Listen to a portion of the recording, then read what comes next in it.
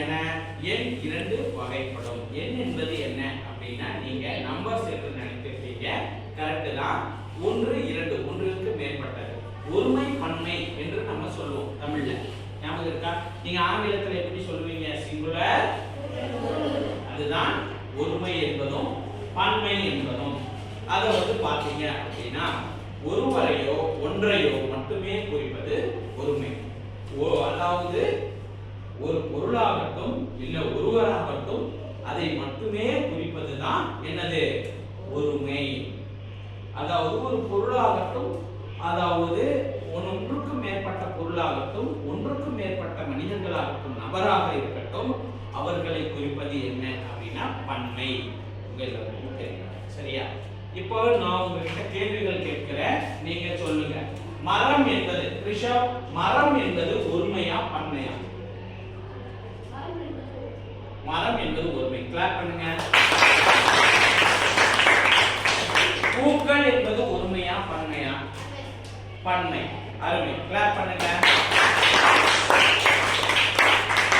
வெற்றிலை என்பது ஒருமையா பன்மையா? பன்மை. ஏன் பன்மை?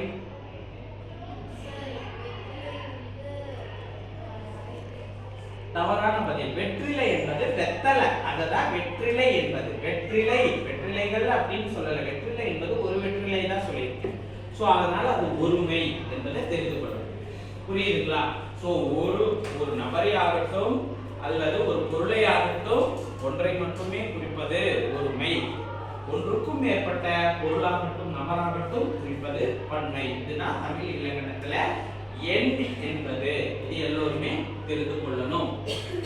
அதாவது நம்ம இலக்கணத்துல படிப்போம், அது திணை காட்டாது, எண்ணை காட்டாது, இடத்தை காட்டாது அப்படின்னு. சோ திணைனா என்ன, பால்னா என்ன, எண்ணுனா என்ன, இடம்னா என்ன அப்படின்னு நம்ம கட்டாயமாக இந்த வகுப்பிலே நம்ம தெரிந்து கொள்ளணும். இதை தெரிந்திருந்தால் மட்டும்தான் நீங்க 8ஆம் வகுப்பிலையும் 9ஆம் வகுப்பிலையும் படிக்கிற இலக்கணம் உங்களுக்கு புரியும். அதையும் நீங்க ஞாபகத்துல வைத்துக் கொள்ளணும். இப்போ எண் என்பது இந்த ஒருமை பன்மையை நம்ம சொல்றோம், சரிங்களா? மாடுகள் மேய்ந்தன, மாடு மேய்ந்தது. இப்போ ஏன் நம்ம மாடுகள் அப்படின்னு சொல்லும் போது மேய்ந்ததுன்னு சொல்லக்கூடாது, மேய்ந்தது அப்படின்னு சொல்றது ஒரு மாடு தான் சொல்லணும். ஆடு மேய்ந்தது, மாடு மேய்ந்தது. அப்ப ஆடுகள் மாடுகள் அப்படின்னு வந்தப்ப மேய்ந்தன அப்படின்னு சொல்லணும். மேய்ந்தன அப்படிங்கறத பன்மை, மேய்ந்தது அப்படின்னா அது ஒருமை. இந்த வித்தியாசங்களையும் நீங்க தெரிந்து வைத்திருக்க வேண்டும். அடுத்ததாக பாத்தீங்க அப்படின்னா இடம், சரியா? ஃபர்ஸ்டே நம்ம சொன்னோம் என்னென்ன? திணை, பால், எண், இடம், காலம் அப்படிங்கறத பார்ப்போம். இப்ப நான்காவதா நம்ம பார்க்கக்கூடியதுதான் என்ன அப்படின்னா இடம் அப்படிங்கிற கான்செப்ட் பார்க்க போறோம். இடம்னா என்ன அப்படின்னா மூவிடம், மூவிட பெயர்கள். நீங்க 5ஆம் வகுப்புல படிச்சிருப்பீங்க. தன்மை, முன்னிலை, படர்க்கை. என்னன்னது? தன்மை, முன்னிலை, படர்க்கை. தன்மை என்பது நான், என்னுடைய, என் அப்படின்னு நம்மளை பத்தி நம்மளே சொல்லிக்கிறது. முன்னிலை என்பது நமக்கு முன்னாடி இருக்கிற உங்களை நீ, உன்னுடைய, உன் அப்படின்னு சொல்லக்கூடியது, சரியா? தன்மை, முன்னிலை. படர்க்கை என்பது நீங்க பேசுற 2 பேரும் இல்லாம 3வது ஒரு மனிதர்களை பத்தி அவன், அவனுடைய, அவள், அவர்கள் என்று நீங்க 2 பேரும் இல்லாம 3வது ஒருத்தங்களை பத்தி பேசுறதுதான் என்னது? படர்க்கை, சரிங்களா? அதாவது தன்னை குறிப்பது தன்மை, தன்மை ஒருமை, தன்மை பன்னிலை, பன்மை.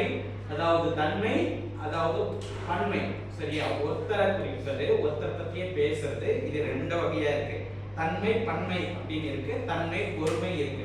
இப்போ அதுலயே அதோட எக்ஸாம்பிள் என்ன அப்படின்னா, இப்ப நான் அப்படின்னு சொன்னோம்னா நான் ஒரு ஆள் தான், சரியா? என்னை பத்தி நானே சொல்றது. சோ அது என்னது? தன்மை ஒருமை, சரிங்களா? நாங்கள் அப்படின்னு சொல்லும் போது நான் மட்டும் கிடையாது, என் கூடவும் ஒரு சில பேர் இருக்கிறாங்க. அது வந்து தன்மை பன்மை. ஓகே, சோ இதுதான் இந்த 2 வகையாக இருக்கு.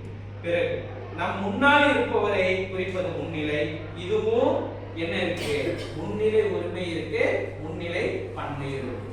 ஏன் நீ அப்படின்னு சொன்னா ஒரு ஆள் தான், நீங்கள் அப்படின்னு சொல்லும்போது ஒன்றிற்கும் மேற்பட்டவர்கள். ஆக முன்னிலை உரிமையும் இருக்கு, முன்னிலை பன்மையும் இருக்கு. படர்க்கை வந்து பாத்தீங்க அப்படின்னா அதுபோல தன்னையும் முன்னால் இருப்பவரையும் அல்லாமல் மூன்றாம் அவரை குறிப்பது படர்க்கை. அவன், அவள், அவர், அவர்கள் இப்படியெல்லாம் கூறுவது. சரிங்களா? இதுதான் படர்க்கை என்பது. இறுதியாக நம்ம பார்க்கக்கூடியது காலம் என்பது. காலம் வந்து பாத்தீங்க அப்படின்னா 3 காலங்கள் உங்களுக்கு தெரியும். இறந்த காலம், நிகழ்காலம், எதிர்காலம். சரியா? நடந்தான், நடக்கிறான், நடப்பான். இது போல இலக்கணங்கள்ல இலக்கண குறிப்புல அதனுடைய திணை, எண், இடம், காலம் இதெல்லாம் தெரிஞ்சு வச்சானா அது என்ன இலக்கண குறிப்புக்கு கீழே வருது அப்படிங்கறத உங்களால கரெக்டாக தெரிஞ்சுக்க முடியும். சரிங்களா? நடந்து முடிந்தத ஆல்ரெடி நடந்தத சொல்றதுதான் இறந்த காலம். இப்போது லைவ்ல நடக்கிறத சொல்றதுதான் இந்த நிகழ்காலம். சரிங்களா? அதற்கு மேல நடக்க போறத சொல்றதுதான் சரியா? முதல்வர் நாளை கோவை வருவார், வருவார் நாளைக்கு நடக்க போறத இன்னைக்கு முதலே சொல்லக்கூடியதுதான் எதிர்காலம் என்று இப்படி வகையாக இருக்கிறது. ஆக இலக்கணம் பொதுவுல நம்ம தெரிந்து கொள்ள வேண்டியது என்ன அப்படின்னா திணைனா என்னன்னு தெரிஞ்சுக்கணும். அக்கரிணை, உயர்திணை, பால் 5 வகைப்படும். ஆண்பால், பெண்பால், பலர்பால், ஒன்றன்பால், பலவின்பால் 5 வகைப்படும். எண் ஒருமை, பன்மை. எண் என்றாலே உங்களுக்கு ஞாபகத்தில் வர வேண்டியது எண்கள். ஒன்று அதாவது ஒன்றுக்கு மேற்பட்டது. சரியா? அதன் பிறகு இடம், மூவிடம், தன்மை, முன்னிலை, படர்க்கை. சரிங்களா? இடம், காலம், இறந்த காலம், நிகழ்காலம், எதிர்காலம். இது வந்து பேசிக்கான விஷயம், எல்லாருமே தெரிந்திருக்க வேண்டும். சரி மாணவர்களே, அடுத்ததாக ஒரு புது தலைப்பிலே பார்க்கலாம். நன்றி, வணக்கம்.